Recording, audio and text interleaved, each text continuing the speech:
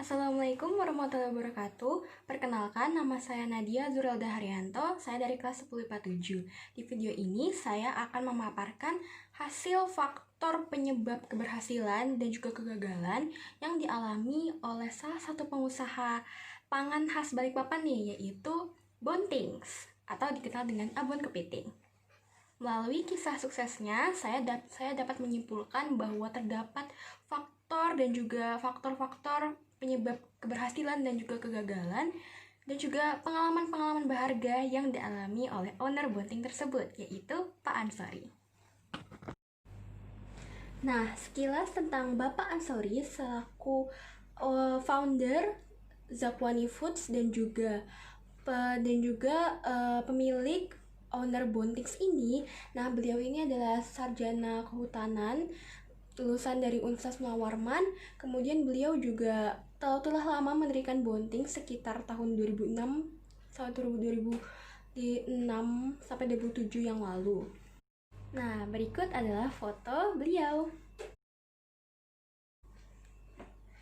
Oke, sudah tahu kan siapa sih sebenarnya pemilik di balik Bonting ini yang sangat terkenal sebagai pangan, salah satu ciri khas pangan Kota Balikpapan, sering dipakai untuk oleh-oleh. Nah, Bonting ini juga memiliki satu alamat kantor dan juga empat cabang toko Bonting yang bisa kalian kunjungi dan juga bisa kalian beli kalau misalnya kalian tertarik nih untuk mencoba produk-produk Bonting ini seperti apa.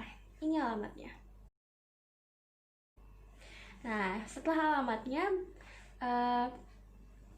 berikutnya juga ada referensi yang saya ambil, yaitu referensi dan ada juga lampiran referensi dan situs informasi yang saya cari untuk memperkuat dan juga dan agar saya bisa menyimpulkan faktor keberhasilan dan juga kegagalan ini. Ini linknya.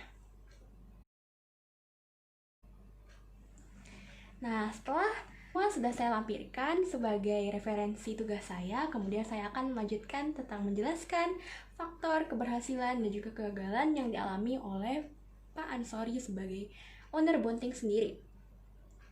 Yang pertama, kita mulai dari pengalaman kegagalan dulu ya. Oke, mari kita lanjut tentang faktor pengalaman dan keberhasilan kegagalan dan keberhasilan yang dilalui oleh Pak Ansori selaku pemilik Bonting itu sendiri. Yang pertama kita mulai dari faktor kegagalan, yaitu pada awal beliau menjual daging kepiting, beliau ini mendapatkan banyak pengembalian daging kepiting yang tidak sedikit dari pelanggannya. Nah, hal ini dilatar belakangi oleh sebelum beliau menjual abon kepiting, beliau itu menjual yang namanya daging kepiting. Karena mengingat Kota Balikpapan kan salah satu kota penghasil daging kepiting dan juga kepiting yang terbesar. Kemudian beliau pun berusaha menjual daging kepiting ini. Namun sayangnya pada suatu hari pemesanan daging kepiting beliau ini di-reject alias ditolak oleh pelanggannya, dan itu dikembalikan lagi daging kepitingnya ini dengan jumlah yang banyak. Nah, faktornya itu pertama adalah karena adanya alasan keterlambatan dan juga kualitas yang kurang. Yang kedua adalah karena semua modal dan aset untuk daging kepiting ini pun habis, jadinya beliau pun mulai membagikan daging kepiting ini tadi kepada warga sekitar dan juga keluarganya. Namun sayangnya masih ada sisa daging kepiting. Nah, akhirnya beliau pun berputar otak untuk bagaimana cara memanfaatkan daging kepiting ini. Ya, salah satunya tadi yaitu dengan membuat abon kepiting, dan ternyata hasilnya memuaskan. Hasilnya ternyata abon ini enak dan pantas untuk dijual. Yang kedua ada abon kepiting Bonting yang pertama kali diluncurkan ke pasar atau ke pasar Kota Balikpapan. Ini ternyata masih kurang diminati oleh masyarakat. Mengapa? Karena ada dua faktor. Yang pertama, satu, masyarakat luas itu masih terasa awam atau masih merasa asing dengan bonding ini tuh apa gitu. Dan yang kedua, itu adalah mobilitas produk yang masih terbatas jangkauannya. Jadi mobilitas produknya ini masih terbatas, hanya dipasarkan melalui teman dekat, keluarga dekat, warga sekitar ya, dan semacamnya. Jadi seperti itu. Yang ketiga, faktor pengalaman kegagalan beliau adalah adanya omzet penjualan bonding yang diterima itu tidak sesuai dengan banyaknya permintaan pelanggan. Nah, faktornya ini adalah jadi pada saat bonding ini pertama kali juga dipasarkan secara luas, ternyata terjadi kesalahan pembayaran di mana pelanggan itu memesan, dia meminta barang, namun pelanggan itu belum melakukan sama sekali pembayaran. Jadi omzet penjualan bonding ini tidak sesuai dengan permintaan pelanggan ini, dengan banyaknya permintaan pelanggan. Jadi beliau, Pak Ansori ini memutuskan untuk membuka outlet atau toko Balikpapan atau toko-toko bonding di Balikpapan, salah satunya di Stal Kuda, untuk memudahkan pelanggan membeli dan juga menguatkan image produk bonding.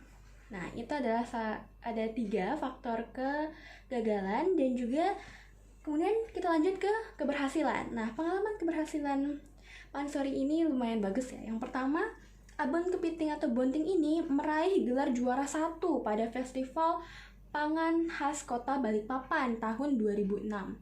Nah, faktor-faktornya beliau bisa meraih kesuksesan ini adalah, yang pertama, beliau berpikir optimis dengan memanfaatkan daging kepiting tadi yang masih sisa-sisa penjualan yang ditolak itu dijadikan sebagai abon, dan ternyata terdapat banyak respon positif dari orang-orang yang mencobanya gitu. Terus yang kedua, bonding ini terpilih menjadi juara 1 karena mengingat bahwa kota Balikpapan itu salah satu kota penghasil kepiting terbesar. Jadi pada saat itu festival pangan khas itu lebih dikaitkan kepada pangan yang benar-benar khas kota Balikpapan, dan keluarlah pemenangnya juara 1, yaitu Abon Kepiting atau bonding.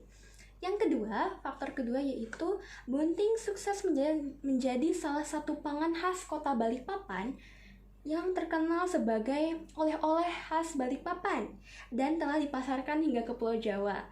Nah, faktor-faktornya ini adalah: 1, terpilihnya bonding tadi sebagai pemenang juara 1, sehingga setelah menang juara 1 tadi, bonding ini pun mulai dikenal oleh masyarakat luas. Mulai banyak pesanan yang datang terhadap bonding ini, dan bahkan wali kota Balikpapan pada saat itu, yaitu Bapak Haji Imdad Hamid Sarjan SE, pun langsung memesan 1000 piece abon kepiting. So, yang kedua, adanya sikap Pak Ansori selaku owner bonding tadi ini, yang beliau itu sudah optimis, kemudian beliau juga tidak menyerah pada kehidupannya, dan tetap semangat meraih mimpinya untuk memiliki usaha yang bebas finansial, karena sejatinya beliau dahulu adalah orang yang kurang mampu, dan beliau pun bertekad untuk berusaha untuk mencapai kesuksesan dan mencapai dirinya yang bebas finansial tadi. Nah, dan akhirnya beliau pun mendirikan Abon Kepiting dan mendirikan CV Zakwani Foods ya. Nah, sekian dari saya pemaparan tentang faktor keberhasilan dan juga penyebab keberhasilan dan juga kegagalan yang dialami oleh pengusaha Abon Kepiting ini. Maaf bila ada kesalahan atau ada salah kata. Terima kasih atas perhatiannya. Wassalamualaikum warahmatullahi wabarakatuh.